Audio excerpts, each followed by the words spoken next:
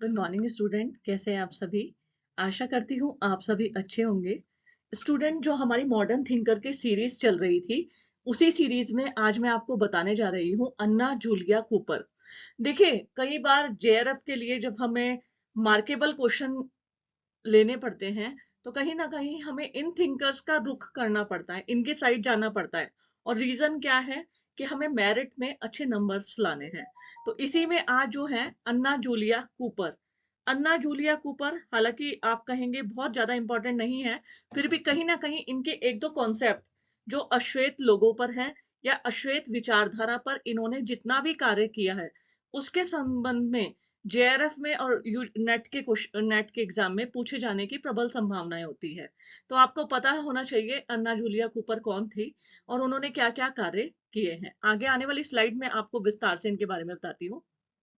देखिए, अन्ना Julia Cooper, इनका जो जन्म था वो दक्षिणी कैरोलिना में हुआ था। एक गुलाम जो उनके थे, गुलाम परिवार में घर में हुआ था। और बहुत ही छोटी उम्र में इनकी शादी हो गई। शादी के बाद इनके साथ एक दुर्घटना घटित हुई कि बहुत जल्दी ये विडो हो गई थी। और उसके बाद इन्होंने अपने आप को अपने पैरों पर खड़ा करने की कोशिश की और उन्होंने अपनी शिक्षा दीक्षा पर ध्यान दिया। पढ़ाई में ये बहुत होशियार थी। शिक्षा के लिए उन्होंने अबॉर्लिन कॉलेज से शिक्षा ली थी, यहाँ मैंने मेंशन किया हुआ है, आप देख सकते हैं, अबॉर्लिन कॉलेज से शिक्षा ली थी। शिक्षा प्राप्ति के बाद कूपर ने अपना अधिकांश, मोस्टली जो इनका ऑक्यूपेशनल टाइम था, जीवन था, वो वॉशिंगटन में एक टीचिंग प्रोफेशन के रूप में गुजारा। मैंने आपको बताया, ये अपने आप को एक ऐसी महिला के रूप में प्रतिस्थापित करना चाहती थी, या जिसे कहते हैं ना, अपने पैरों पर खड़ा होना। इन्होंने कभी भी अपनी जो परिस्थिति है उसको सामने नहीं आने दिया और ये निरंतर कष्टों को झेलते हुए अपने व्यवसायिक जीवन और अपने जीवन के लिए प्रयासरत रही।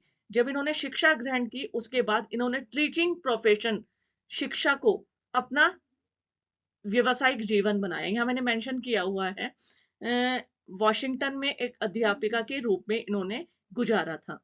सन 1960 में आपने, ये क्या थी, प्रिंसिपल थी उसमें, और इन्हें प्रिंसिपल के पद को छोड़ने के लिए बाधित किया गया था।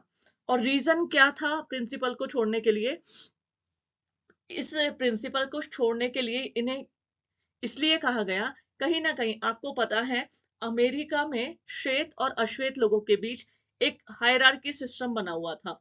अ, लोगों की मानसिक दृष्टिकोण से यदि हम देखें, तो कहीं ना कहीं इनके जो स्कूल हैं उसमें अश्वेत को पारंपरिक शिक्षा के स्थान पर औद्योगिक प्रशिक्षण दिया जाता था। यानी इंडस्ट्रियल ट्रेनिंग दी जाती थी, जिससे वो लोग अपने पैरों पर खड़े हो जाए और अपने लिए रोजगार के साधन पैदा करें। लेकिन इनके इस प्रयास के लिए कहीं ना कहीं कुछ लोग, ये कहते हैं ना, राजनीति का शिकार हुई, और उस राजनीति के शिकार से इन्हें बाध्य किया गया कि ये अपने प्रिंसिपल का पद छोड़ दें। साथ ही साथ इन्होंने अश्वेतवादी महिलावादी सिद्धांत, इन्होंने बहुत सारे आंदोलन में पार्टिसिपेट किया। कहीं ना कहीं अश्वेत महिलाओं के समर्थन में इन्होंने अपना प्रमुख योगदान दिया है। अश्वेत महिलावादी सामाजिक सिद्धांत परंपरा की एक प्रमुख अन्ना जूलिया कूपर, अन्ना जूलिया कूपर जिनके बारे में हम बात कर रहे हैं, महिलाओं की मानसिक स्थिति और सामाजिक समस्याओं का भी विवेचन किया है।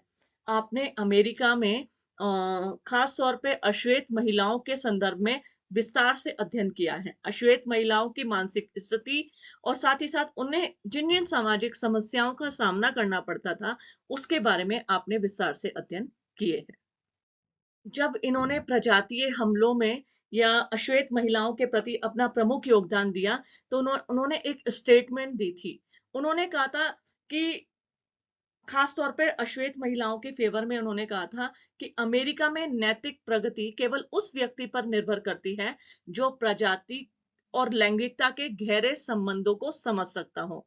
यानी जो व्यक्ति, मतलब हम कहते हैं ना, वो व्यक्ति बहुत सकारात्मक, जो व्यक्ति सकारात्मक सोच रखते हैं किसके बारे में? प्रजातीय मामलों में, लैंगिक विभेद के बारे में।